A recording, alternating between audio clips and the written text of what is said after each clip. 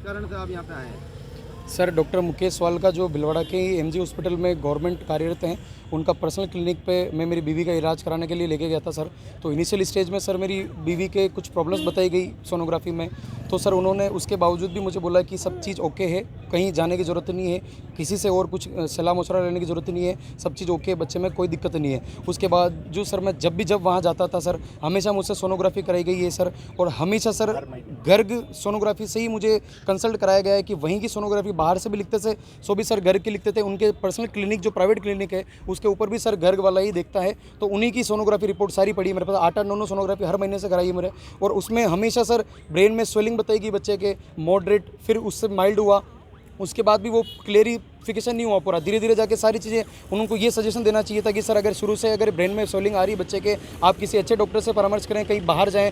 ये सर उन्होंने पूरा अंधेरे में रखा कि सारी चीज़ कंप्लीट हो जाएगी, कहीं जाने की जरूरत नहीं है, सब मैं ओके कर दूंगा यहाँ पे। तो सर हम उस चक्कर में ब्लाइंड ट्रस्ट करके रह गए कि सर आप सब कुछ ठीक कर दोगे तो कोई दिक्कत नहीं है हमें। अब सर आज जब बच्ची पैदा हुई, ये पिछले रविवार को पैदा हुई थी सर वो, तो उसके बाद बच्ची का पूरा NS पार्ट ही नहीं पाया गया सर। बच्ची के जो मल द्वार होता है सर, वो पूरा अंदर का सिस्टम ही पूरा नहीं पाया गया है सर। उसके चक्कर में बच्ची को 2 दिन की बच्ची को मैं JK लॉन हॉस्पिटल लेके गया हूँ सर जयपुर, और वहाँ उसका बाईपास सर्जरी हुई सर। 2 दिन की बच्ची की बाईपास सर्जरी हुई सर, और उसका अलग से गुदा द्वार अलग से बड़ी हाथ से बनाया गया सर। अब उसके बाद डॉक्टर्स, वहाँ के डॉक्टर ये कह रहे हैं कि 1 साल में बच्ची का जब वेट थोड़ा इंक्रीज होगा तब इसकी 3 सर्जरी होगी, वो वापस सिस्टम बंद होगा और जहाँ का सिस्टम है वहीं पर उसको चालू किया जाएगा। तो सर इतनी बच्ची के साथ कॉम्प्लिकेशंस आ रहे हैं। इसके अलावा उसकी किडनी में, लंग्स में प्रॉब्लम बताई गई सर, उसके डाउन सिंड्रोम की प्रॉब्लम्स बताई गई सारी। तो सर ये अगर इनिशियल स्टेज पे सर इनको डॉक्टर को पता था तो क्यों ना मुझे इन्होंने सजेस्ट किया कि आप कहीं अच्छे डॉक्टर से दिखा दे। एटलीस्ट पेशेंट को ये तो बोलना चाहिए कि आगे जाके ये चीज़ें आपके कॉम्प्लिकेशन आ सकती है, तो हम सर उसकी उचित कार्रवाई कहीं ना कहीं करते, कहीं और अच्छे डॉक्टर से दिखाते हैं।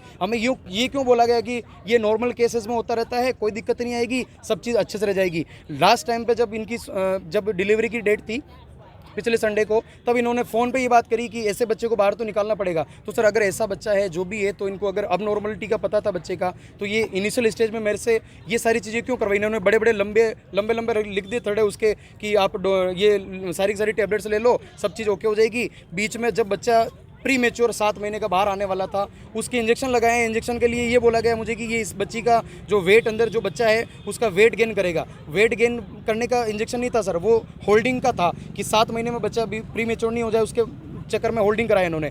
धीरे धीरे पानी कम होता गया। 1 दिन पहले मैंने सोनोग्राफी कराई थी, उसमें 6.5 पानी बताया गया अंदर का, जो बच्चा धनी का अंदर का होता है। अगले दिन मैंने जब वहाँ पे जब बच्चे इसको लेके गया मेरी बीवी को, तब बोला कि पानी एकदम से सूख गया, फटाफट इस बच्चे को बाहर निकालो। तो सर पत्नी का भी सिजेरियन कर दिया। अब 300 किलोमीटर दूर यहाँ से मैं जयपुर में छोटी बच्ची का इलाज करा रहा हूँ। आप ये विडंबना देखिए कि उसकी माँ यहाँ पर रोती बिलखती है यहाँ पर, और 4-5 दिन से मेरे को वहाँ पे जयपुर में मैं बैठा हूँ, उस बच्ची का इलाज करा रहा हूँ। और आज भी बच्ची की क्रिटिकल सिचुएशन है, वेंटिलेटर पे, विदाउट ऑक्सीजन वो बच्ची सर्वाइव नहीं कर पा रही, ऐसी उसकी हालत है मेरे पास उसकी।